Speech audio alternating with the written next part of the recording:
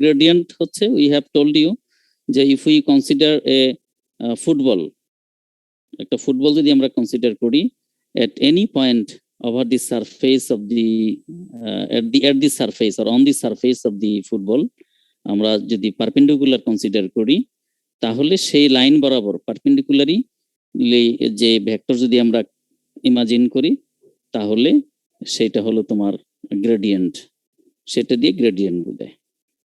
Gradient is a vector which is normal or perpendicular to the surface of that point. এই হলো তোমার physical meaning of the gradient, divergence and curl. ঠিক আছে, তো তোমরা এগুলো today in the YouTube if you search, এগুলি তোমরা সার্চ করে থাকো, অনেক লেসন তোমরা সেখানে দেখতে পাবা। বাট এত কিছু আমরা ক্লাসে we have very less number of time, but the syllabus is very vast. আর আমাদের এখানে একটা বিষয় আছে, সিলেবাসের নির্দিষ্ট কিছু বিষয় আছে, সেগুলো আমাদের পড়তে হয়, অঙ্ক করতে হয়, পরীক্ষায় পাশের জন্য আমাদের দরকার আছে। এই জন্য আমরা এত কিছু দেখাইতে পারি না, আদারওয়াইজ ওগুলো দেখাইলে তোমরা you could have get more pleasure. ঠিক আছে, এই আর হলো তো তোমরা এগুলো দেখে নিও, ইউটিউবে সার্চ দিলেই তুমি অনেক লেসন পাবা, বিশেষ করে তোমার ফিজিক্যাল যে মিনিং গুলো হলো তোমার গ্রেডিয়েন্ট, ডাইভারজেন্স এবং কার্লের। ঠিক আছে, হ্যাঁ, ওকে, and you can study more, you can practice more. This subject is very interesting. আমাদের ভেক্টর, তারপরে হলো matrix, both these two subjects are very interesting. তোমরা যদি প্র্যাকটিস করো, ক্লাসে অ্যাটেন্টিভ থাকো, I think you can score good marks. If you do not be attentive to the class and if you miss my class, that time it will be very difficult for you. Okay, তুমি যদি practice না করো the vector, it is very easy, আর practice না করলে it will be very difficult. তোমার কাছে সব অঙ্ক একরকম মনে হবে। পরীক্ষার হলে যখন তুমি যাবা, যদি if you do not come to the exam hall without practising the particular problem, and if that problem comes in the exam, that time you may face difficulties. তুমি যদি প্র্যাকটিস করে আসো, that time you will feel more easy and comfortable to answer. Otherwise দেখা যাবে pace লেগে যাবে, একটার সাথে আরেকটা তুমি মিলিয়ে ফেলবে এবং তখন একটা সমস্যা হবে। ঠিক আছে, এর জন্য my request is that you practise a lot. আর তোমরা all of you give your number attendance, তোমরা ইয়াতে দিয়ে দাও চ্যাট বক্সে, আমি সেটা পরে দেখে অ্যাটেন্ডেন্স দিয়ে দিব। ঠিক আছে, তো ক্লাস কয়টা পর্যন্ত? 55? Yes, sir. Yes, sir. So I think it is Yes, sir. time to close the class, to stop the class. তো কয়টা তোমাদের এনি ডাউট ইউ হ্যাভ? কার কোনো ডাউট আছে আজকের ক্লাসে?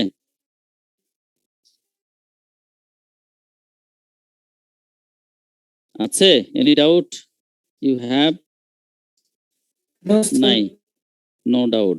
সো আমরা নেক্সট ক্লাসে শুরু করব ইনশাআল্লাহ। We will start in the next class, that is vector integration. ঠিক আছে, তোমরা you go through the chapters vector integration, এটা তোমরা একটু দেখে এসো, তাহলে তোমাদের জন্য it will be very easier for you to understand. ওকে, আমরা ভেক্টর ইন্টিগ্রেশনটা হয়তো একটা না পড়লে দুইটা লেকচার দিব, তারপরে হচ্ছে আমাদের হলো ওই যে divergence theorem, Stokes theorem and related integral theorem, ওই চ্যাপ্টারটা করে আমাদের সিলেবাস ভেক্টরের চ্যাপ্টার শেষ। ঠিক আছে, তারপরে আমরা after the mid term will start, will go for the matrix. Okay, Okay, sir. So thank you very much, ভালো থাকো সবাই। সবাই সবাই কি সুস্থ আছো তো, তাই না? Are you fine, all of you? Today the participants is very less. Participants I find only 54%. Why? Okay, and next time, next class I will start your calling roll at the first. Those who will remain absent, I will not give them present. Okay, thank you very much. Assalamualaikum. Wa alaikum salam.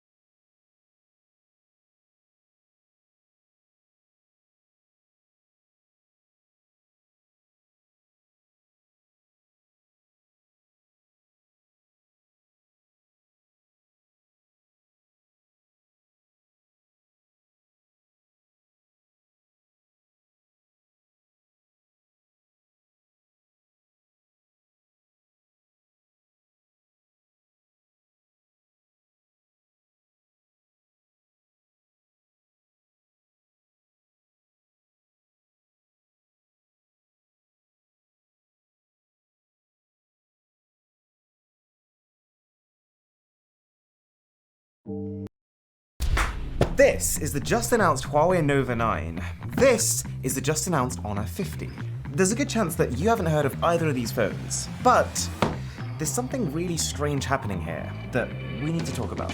So here's the Honor 50. It's a €529 mid-ranger, and to be honest, it's off to a really strong start. You have the phone on top, a clear squidgy TPU case, USB-C cable, a pair of earphones, and a 66-watt fast charger. What is that finish? And here's the Huawei. Wait a second, are these the same box? Okay, well, the phone's on top, and underneath there is an insert which contains a clear case, a 66-watt charger, and, would you believe it, a USB-C cable. Wow. Very curious. But before we can even talk about these phones, we need to quickly understand the unusual relationship between Huawei and Honor. So you might know this already, Honor was actually created by Huawei in 2013. Then for this entire time, it's been sitting underneath them as a sub-brand. While the main company was focused on high-ranking professionals and business people and those who would shop by going into physical stores, they used Honor as a second Huawei. A channel to sell basically the same devices slightly later and at a lower price point to a different market, young millennials and students who tended to shop online.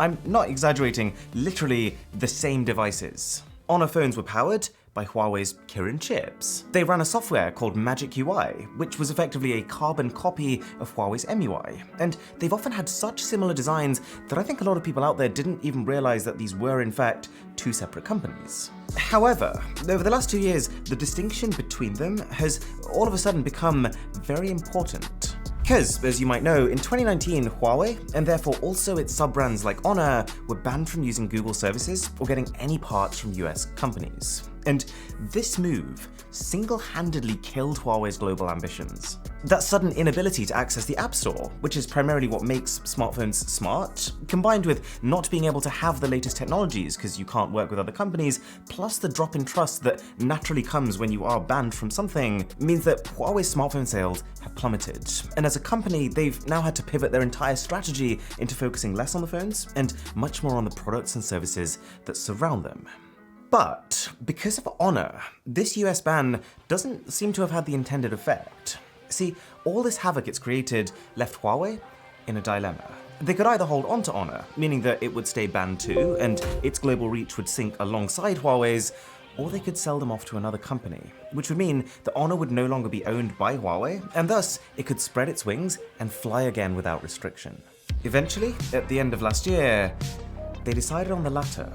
Huawei issued an almost touching statement that talked about all the pressures they've been under recently and how they're finally publicly declaring that they are in fact selling their sub-brand. And the whole thing finishes with, "We hope this new Honor company will embark on a new road of honor with its shareholders, partners, and employees. We look forward to seeing Honor continue to create value for consumers and build a new intelligent world for young people."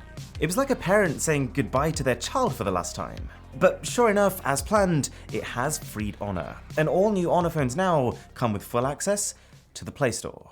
Except, here's what I'm finding a little strange. Honor and Huawei are now separate companies, right? They've been apart for a full year, and yet, look at these two phones. This is the Honor 50. It has a 6.57-inch OLED screen and a Snapdragon 778G chipset. It's just 7.8mm thick and manages to pack in a 4,300 mAh battery. Okay, what about the Huawei? 6.57-inch OLED screen, Snapdragon 778G, 7.8mm, 4,300 mAh battery.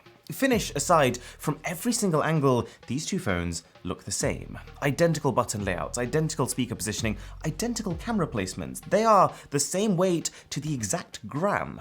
Courage. But there are other phones. The Honor 50 Lite is basically a Huawei Nova 8i. The Honor Magic X Foldable looks like the Huawei Mate X2 Foldable. The list goes on. And it's not just hardware. These two phones right here are apparently running two completely different operating systems. The Honor is running Android 11. The Huawei is running the company's own in-house, completely new Harmony OS. But then, why does everything look so familiar? Check this out. Every single icon on the Honor literally looks like it's just taken a Huawei icon and made one tiny tweak to it. The only difference I can see in the camera is that the zoom toggle on Honor has been pushed to the side. It feels like the textbook definition of, yes, feel free to copy, but just make sure you change it up a bit so no one notices. And also, the core technologies are the same.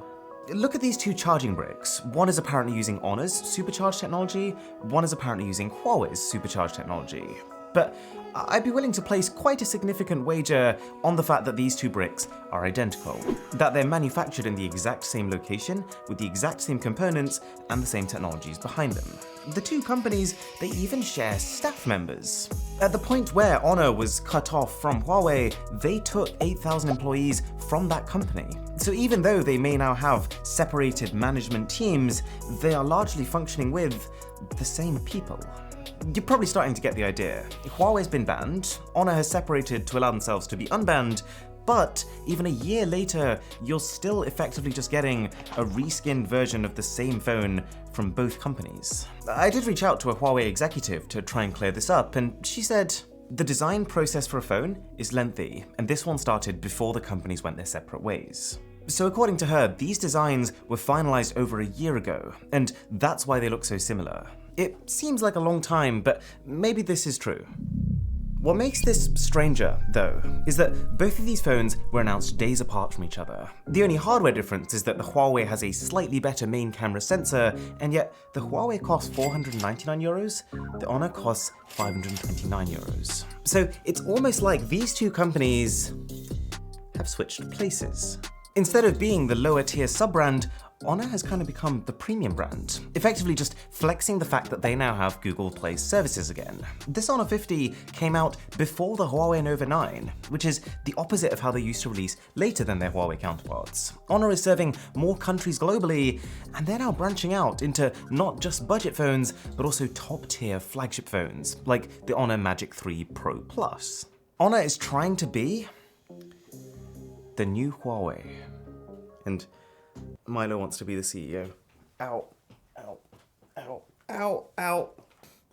Not a man of honor. And if you are enjoying this video, then a sub to the channel would be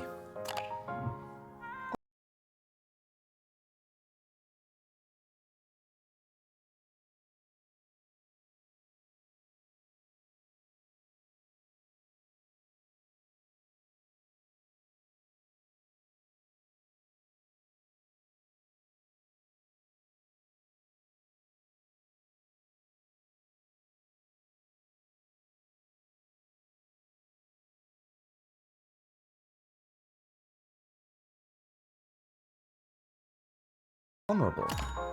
However, the unfortunate consequence of this whole situation is that actually they will struggle to follow through